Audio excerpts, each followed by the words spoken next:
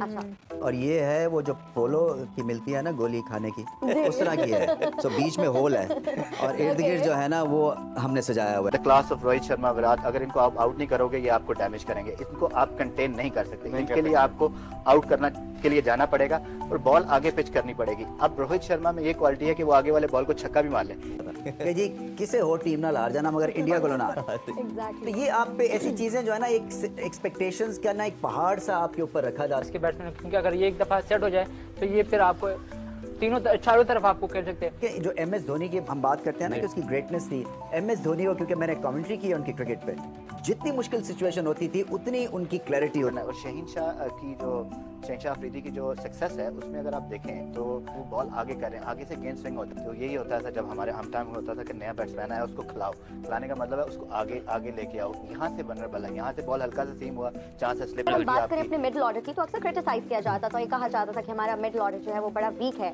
आज इफ्तिखार की अगर परफॉर्मेंस की बात की जाए, आप क्या समझते हैं कि अब वो जो क्रिटिसिज्म एक आता था कि हमारा मिडिल ऑर्डर वीक है, अब क्या वो बेहतर हो गया है? अभी भी वीक है। अच्छा। और ये है वो जो पोलो की मिलती है ना गोली खाने की, उस तरह की है। सो बीच में होल है और इर्द गिर्द जो है ना वो हमने सजाया हुआ है। एंड हमारा अच्छा है क्योंकि फास्ट बॉलर्स और टॉप ऑर्डर अच्छा है, मिडिल में एक बहुत बड़ा होल है। जी। स्कोर करने से कॉन्फिडेंस आता है, इसमें कोई शक नहीं है। आप क्लब के मैच में भी 100 रन करते हैं ना तो आपका बहुत हौसला होता है, बुलंद होता है। तो इसमें तो क्रेडिट इनसे छीनने की बात नहीं है। देखना ये है कि अच्छी ऑपोजिशंस और क्रंच मोमेंट्स में क्या ये चीज़ रिपीट कर सकेंगे या नहीं। क्योंकि ये था मीडियोकर बॉलिंग अटैक और मीडियोकर बॉलिंग अटैक में अच्छी बात ये है कि पावरफुल इनिंग्स खेलें। वो ये नहीं था कि वो फंस के खेलें, तो खुल के खेलें।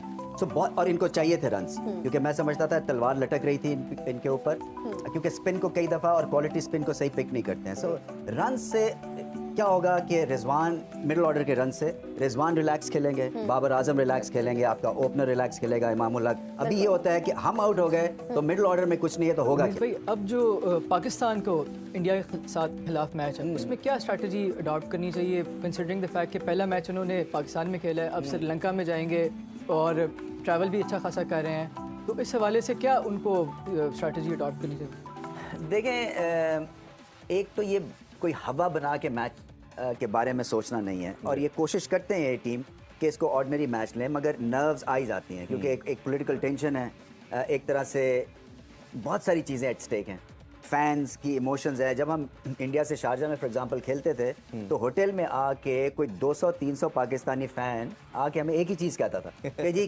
किसे हो टीम ना हार जाना मगर इंडिया को ना हार। तो ये आप पे ऐसी चीज़ें जो है ना एक एक्सपेक्टेशंस का ना एक पहाड़ सा आपके ऊपर रखा जाता है। और पिछली दफ़ा बहुत अच्छा खेले, मैं समझता हूँ पाकिस्तान ने कुछ 10 साल के बाद पहली दफ़ा एट पार अपनी परफॉर्मेंस दिखाई है इंडिया के सामने। सो इनको पॉजिटिव एनर्जेटिक सारी सिचुएशन, इसमें क्लैरिटी है। देखें जो एमएस धोनी की हम बात करते हैं ना कि उसकी ग्रेटनेस थी, एमएस धोनी को क्योंकि मैंने कमेंट्री की है उनकी क्रिकेट पे, जितनी मुश्किल सिचुएशन होती थी उतनी उनकी क्लैरिटी होती थी थॉट की। और ये ग्रेट प्लेयर्स के ये होता है कि वो ये जैम नहीं हो जाते हैं, वो लॉक इन नहीं हो जाते हैं, वो उसमें रिलैक्स रहते हैं और उनको पता है कि करना क्या है। जब तक उसको आउट नहीं करोगे, specially the class of Rohit Sharma, Virat Kohli और केएल राहुल, अगर इनको आप आउट नहीं करोगे ये आपको डैमेज करेंगे, इनको आप कंटेन नहीं कर सकते, इनके लिए आपको आउट करना के लिए जाना पड़ेगा और बॉल आगे पिच करनी पड़ेगी। अब रोहित शर्मा में ये क्वालिटी है कि वो आगे वाले बॉल को छक्का भी मार ले, लेकिन आपको ये पता है कि मेरा प्लान है कि अगर वो मिस करेगा तो मैं गेम में हूँ।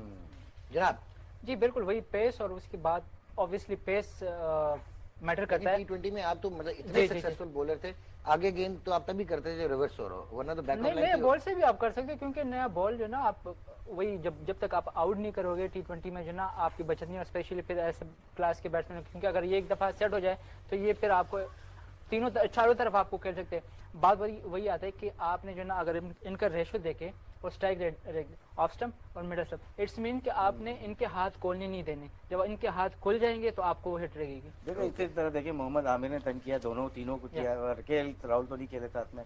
और हम देखते हैं जुनैद खान 2013 में शायद गए थे, तो क्या बॉल वो विंटर में मैच था लेकिन वो एयर में रिसीव हो गए, लेंथ क्या थी आगे, उसमें सहवाग भी थे शायद।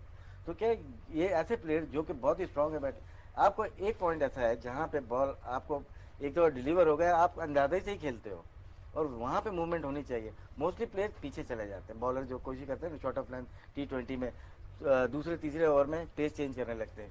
तो ये जो एविडेंस नजर आ रहा है वो ये नजर आ रहा है कि अच्छे थोड़ी सी स्विंग बॉल हो रही हो तो यहाँ पे अगर इन जैसे प्लेयर को रखा जाए तो ये तंग हो और इसमें एक और चीज है कि अगर आप एक स्पॉट होता है यानी जो ब्लाइंड स्पॉट आता है आपका और अगर 140 से ऊपर है आपका बॉलर तो उसके लिए तो थोड़ा आगे अगर वो गेंद करेगा तो जो दुनिया का जो मर्जी बैट्समैन हो एक्यूरेसी में वो मिस करेगा ही करेगा, हिट एंड मिस उसका होगा ही होगा। देखिए आप ड्रेसिंग रूम से जिस वक्त आते हैं ना आपको अंदाजा नहीं होता कि पेस क्या आ रही है, बॉलर की पेस क्या है, पिच कैसे खेल रहा है, आप वनरेबल होते हो।